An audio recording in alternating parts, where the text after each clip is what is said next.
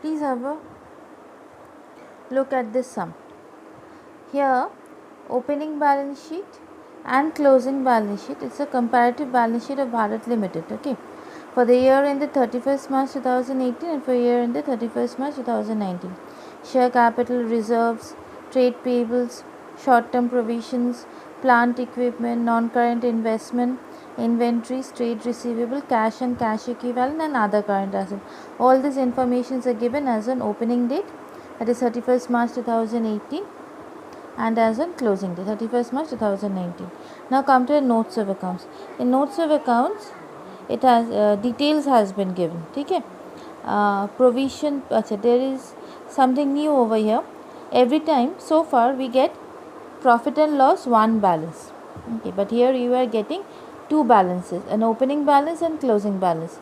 We will find the difference between these two balance and find out the net profit during the year. যেটা এর আগের অঙ্কতে যেগুলো করা ছিল সেটা হচ্ছে net profit during the year directly বলে দিচ্ছিল। এখানে তোমাকে ওপেনিং আর ক্লোজিং ব্যালেন্সটা বলে দেবে, সেখান থেকে তোমাকে net profit during the year বার করতে হবে। ঠিক আছে, এবার সলিউশনটা রেফার করি। Cash flow from operating activities, closing balance in statement of profit and loss account, closing balance and opening balance in statement of profit and loss account, opening balance. তাহলে এইটা হচ্ছে আমার profit earned during the year। ठीक है, okay. Next, আচ্ছা এখানে তো আর কিছু করার নেই, এখানে আমাকে এই আইটেমসগুলো একটু খেয়াল করতে হবে। প্রভিশন ফর ট্যাক্সেশন, পিএফটি, এটা আমাদের নতুন আইটেম, আগে ছিল না, ওপেনিং ডেটে নেই, ক্লোজিং ডেটে আছে, তাহলে বেঁচে গেলাম। আমাকে পিএফটি অ্যাকাউন্ট খুলতে হলো না, যদি ওপেনিং ক্লোজিং দুটোই থাকতো তাহলে আমাদের পিএফটি অ্যাকাউন্ট খুলতে হতো, সেগুলো আমরা পরে দেখব। প্লান্ট অ্যান্ড ইকুইপমেন্ট একটু খটোমটো আছে, একটা ওপেনিং ব্যালেন্স একটা ক্লোজিং ব্যালেন্স ফাইন, কিন্তু এই ব্যালেন্সটা অ্যাট কস্ট। ঠিক আছে, মানে রিটার্ন ডাউন ভ্যালু না, মানে কস্ট মাইনাস ডেপ্রিসিয়েশন করে তো রিটার্ন ডাউন ভ্যালু, এরা কস্টটা দিয়েছে, প্রভিশন ফর ডেপ্রিসিয়েশন দিয়েছে, এই যে ভ্যালুটা এটা হচ্ছে আমার রিটার্ন ডাউন ভ্যালু। আরেকটা জিনিস আছে এখানে, আনঅ্যামোটাইজড আন্ডার রাইটিং কমিশন। ঠিক আছে, আচ্ছা আন্ডার রাইটিং কমিশন আমরা একসাথে দিয়ে দিই। ঠিক আছে, মানে ধরো it's like something like preliminary expenses বা হিউজ অ্যাডভার্টাইজমেন্ট এক্সপেন্স, একসাথে 1 কোটি টাকা আমরা আন্ডার রাইটিং কমিশন গেল, কিন্তু আমি আন্ডার রাইটিং কমিশনটাকে ওভার দ্য ইয়ার ধীরে ধীরে অ্যামোটাইজ করি মানে ডেপ্রিসিয়েট করি। তো this is something like depreciation. এইটারও একটা কিছু আমাদের নতুন একটা কিছু সমাধান করতে হবে। কি সমাধান করতে হবে দেখা যাক, সলিউশন দিয়ে শুরু করা যাক। ঠিক আছে,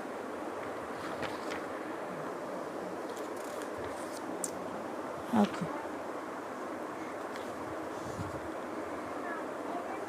প্রথমে আমরা শুরু করব, আমি একেবারে প্রফিট আর্ন ডিউরিং দ্য ইয়ার দিয়ে শুরু করছি। ঠিক আছে, প্রফিট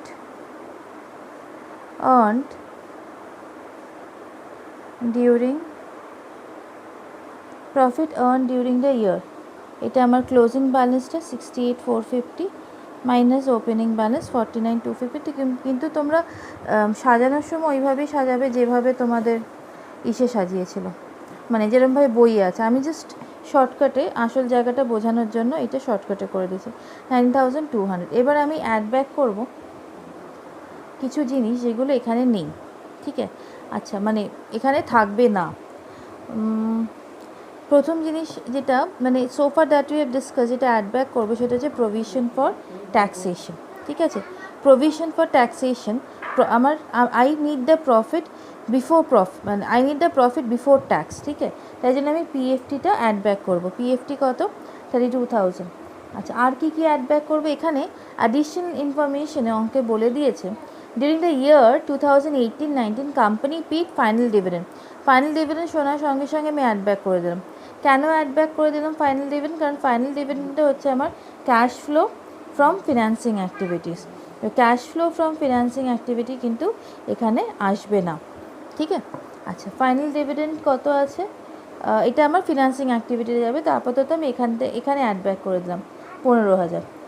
অ্যান্ড ইন্টারিম ডিভিডেন্ড, আচ্ছা আবার ইন্টারিম ডিভিডেন্ডও আছে, ভালো কথা, অ্যাড ব্যাক করে দাও। Interim dividend of 10,000 add back করে দাও। And the directors have recommended final dividend of 28,000 for the year 18-19। আচ্ছা during the year 18-19 company paid final, এখানে জিনিসটা ভালো করে বোঝো। ডিউরিং দ্য ইয়ার 18-19 যে বছর অ্যাকাউন্টস তোমরা করছো, company paid final dividend for the year 17-18, এটা আগের বছরের ফাইনাল ডিভিডেন্ড, যেটা এই বছরে পেমেন্ট হলো। আমি মাইনাস করেছিলাম ভুল করে, মাইনাস হবে না, অ্যাড ব্যাক করে দিচ্ছি। তো লাস্ট লাইনে বলেছে and the directors have recommended final dividend 20,000 for the year 18-19। আচ্ছা, তুমি বলবে ম্যাম আবার ফাইনাল ডিভিডেন্ড 28,000 অ্যাড ব্যাক হবে? হবে না, কারণ এটা কোম্পানি রেকমেন্ড করেছে, এখনও পেমেন্ট করেনি, ক্যাশ আউটফ্লো হয়নি যখন আমাকে ক্যাশ ফ্লোতে রেকর্ড করার কোনো প্রয়োজন নেই। ঠিক আছে? আচ্ছা, আর কিছু আছে এখানে? আমরা একটা ফিক্সড অ্যাসেট অ্যাকাউন্ট খুলে নিই, কারণ ফিক্সড অ্যাসেটটা একটু গন্ডগোলের অ্যাকাউন্ট দিয়েছে। ঠিক আছে, দেখা যাক ওখান থেকে বা ফিক্সড অ্যাসেটের সম্বন্ধে কিছু ইনফরমেশন দিয়েছি কিনা। Let me check once. আর তো কিছু বলেনি।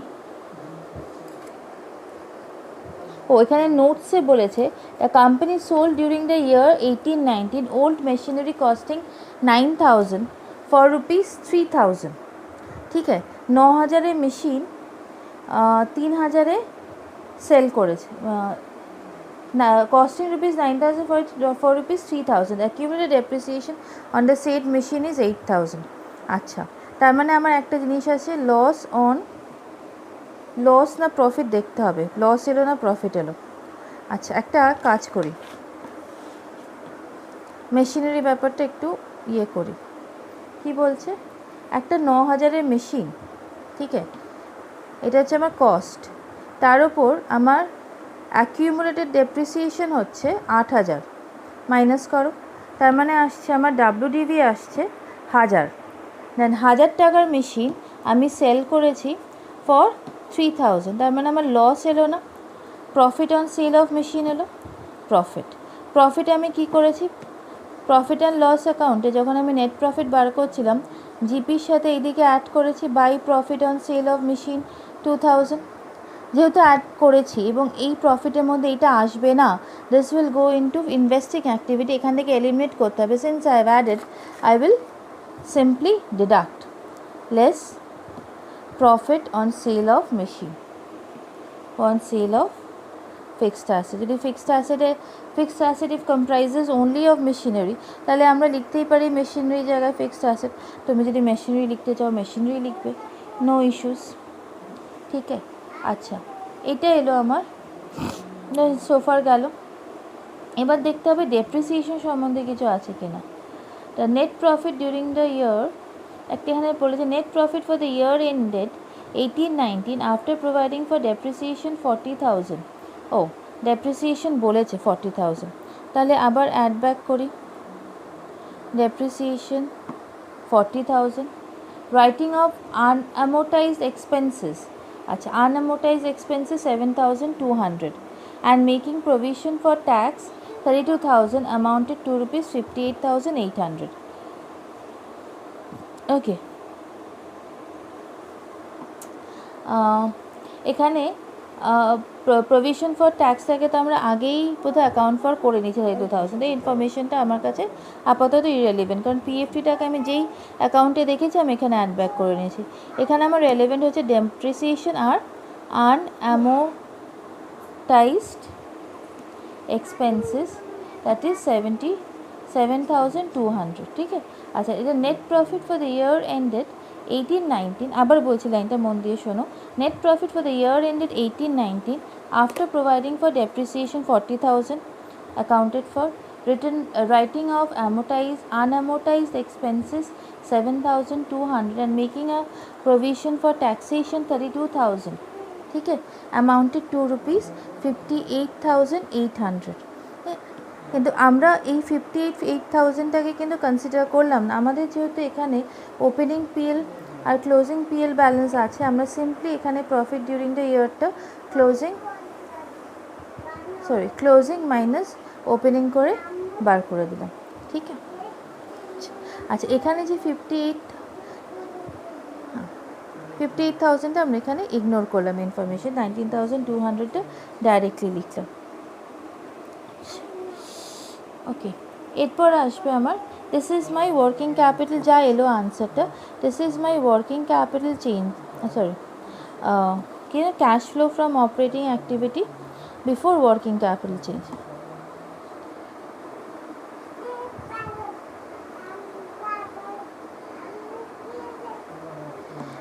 অঙ্কটা কিন্তু সিএ ফাইনালের অঙ্ক, ঠিক আছে, বাট অ্যাডজাস্টমেন্টসগুলো খুব একটা কঠিন নয়, তাই জন্য দেখালাম, কিছু নতুন কিছু দেখাতে পারবো বলে। এরকম অঙ্ক যে আসবে না তার কোনো মানে নেই, ঠিক আছে, ইটস ওকে।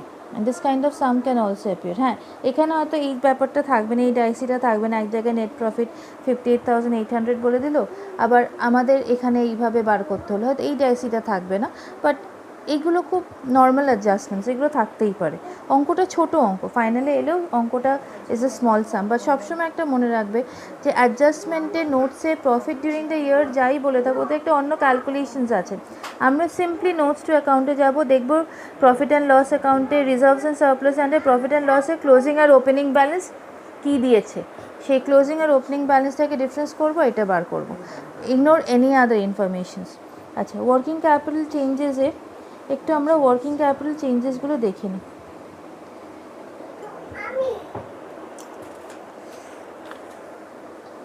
আচ্ছা, ওয়ার্কিং ক্যাপিটালের মধ্যে আছে আমার এখানে, আচ্ছা এখানে অ্যাসেটের মধ্যে কিন্তু শুধু একটাই অ্যাসেট আছে, হ্যাঁ, প্রপার্টি প্লান্ট অ্যান্ড ইকুইপমেন্ট একটাই অ্যাসেট। আচ্ছা, ইনভেন্টরিজ কমেছে তো না, ইনভেন্টরিজ বেড়েছে, increase in current asset add, ঠিক আছে।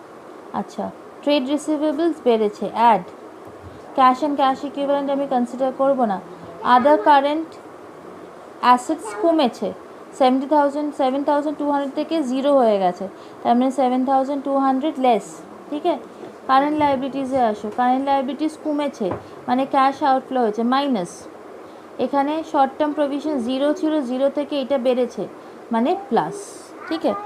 এখানে যা আনসার বেরোলো, এখানে যা আনসার বেরোবে তার সাথে এই অ্যাডজাস্টমেন্টসগুলো করে নেবে, ইট উইল বি ডান। তো will appear at net cash flow. ও, তার থেকে ইনকাম ট্যাক্স লেস করবে, এখানে আমাদের ইনকাম ট্যাক্সে কোনো ইনফরমেশন বলেনি, আর পিএফটির অ্যাকাউন্টও খুলতে হচ্ছে না, ঠিক আছে। We don't have to open an account for PFT as well. যদি পিএফটির অ্যাকাউন্ট খুলতে হতো তাহলে আমাদের ব্যালেন্সিং ফিগার যেটা বেরোতো সেটা হচ্ছে ট্যাক্স পেড, এখানে পিএফটির অ্যাকাউন্ট খোলারও কোনো ব্যাপার নেই, তো আমার এইটা আমি সিম্পলি নীল লিখে দেবো। এই অ্যাডজাস্টমেন্টসগুলো করার পর increase in current asset, decrease in current asset, increase in current liabilities, decrease in current liabilities, ঠিক আছে। আমি যেটা পাবো সেটা হচ্ছে যা আসবে তার থেকে আমি ইনকাম ট্যাক্স মাইনাস করবো, নেই নীল, এটা এলো, that is net cash flow from operating activity, ঠিক আছে, হয়ে গেল এত অবধি। এবার আমরা একটা ফিক্সড অ্যাসেট অ্যাকাউন্ট খুলে ফেলি, হ্যাঁ, কারণ এবার আমরা ইনভেস্টিংয়ে যাচ্ছি তো, উইল বি রিডিং দিস। আচ্ছা, বাই ব্যালেন্স সিডি আমার কস্টটা কত ছিল বলো তো, 4,80,000, ফাইন। ও সরি, এটা তো আমার ফিক্সড অ্যাসেট, আগে টু ব্যালেন্স বিডি লিখি, টু ব্যালেন্স বিডি আমার ওপেনিংটা ছিল 4,80,000, ক্লোজিংটা কত ছিল, বাই ব্যালেন্স সিডি ক্লোজিং ছিল আমার 5,20,000, আমার ওখানে একটা প্রফিট হয়েছিল মনে আছে, ইয়ে সেল করে, ফিক্সড অ্যাসেট সেল করে, তো প্রফিট লস হলে এইদিকে যেত, profit on sale of machine 2,000 টাকা, ঢুকিয়ে দাও 2,000 টাকা। আচ্ছা, আর একটা সেল করেছিলাম আমি, ওই 3,000 টাকায় সেল করেছিলাম, এই যে 3,000 টাকায় সেল করেছিলাম, বাই ব্যাংক সেল 3,000, ঠিক আছে। আচ্ছা, প্রভিশন ফর ডেপ্রিসিয়েশন একটু দেখে নিই। আচ্ছা, এখানে পয়েন্ট নাম্বার নোট নাম্বার 2 এ লেখা আছে accumulated depreciation on the set machine was 8,000, যে মেশিনটা আমি সেল করেছিলাম তার উপর আমার ডেপ্রিসিয়েশন হয়ে আছে 8,000, ঠিক আছে। এখানে তো আমাকে পিবিডি অ্যাকাউন্টটা খুলতে হতো না, তাও আমি একটা খুলে দেখিয়ে দিচ্ছি। এটা আমার ওপেনিং ব্যালেন্স লিখবো পিবিডিতে, পিবিডি আছে কিন্তু সামে, কিন্তু আমাদের এখানে লাগছে না, এখানে ক্লোজিং ব্যালেন্স লিখবো। যে মেশিনটা সেল হয়ে যায় তার অ্যাকিউমুলেটেড ডেপ্রিসিয়েশনটা আমরা এদিকে লিখি 8000, ঠিক আছে। এবার এইটা যেটা আমরা পিবিডিতে এই অ্যাকুমুলেটেড ডেপ্রিসিয়েশনে লিখলাম, তাহলে ফিক্সড অ্যাসেটে আমি লিখবো এটা by PBD, provision for depreciation, এইটা এইদিকে এলো, ঠিক আছে, 8000। আচ্ছা, ব্যালেন্সিং ফিগার আমরা এদিকে আসবে, টু ব্যাঙ্ক মানে পারচেস, কত আসছে এটা 5,20,000, তো 5,20,000 5,28,000 আর 3 5,31,000, ঠিক আছে। 5,31,000, 5,31,000 থেকে 4,80,000 49,000, ঠিক আছে। তো আমার পারচেজ আসছে 49,000। তাহলে আমার নেক্সট আইটেমটা হবে ইনভেস্টিং অ্যাক্টিভিটিস, ঠিক আছে।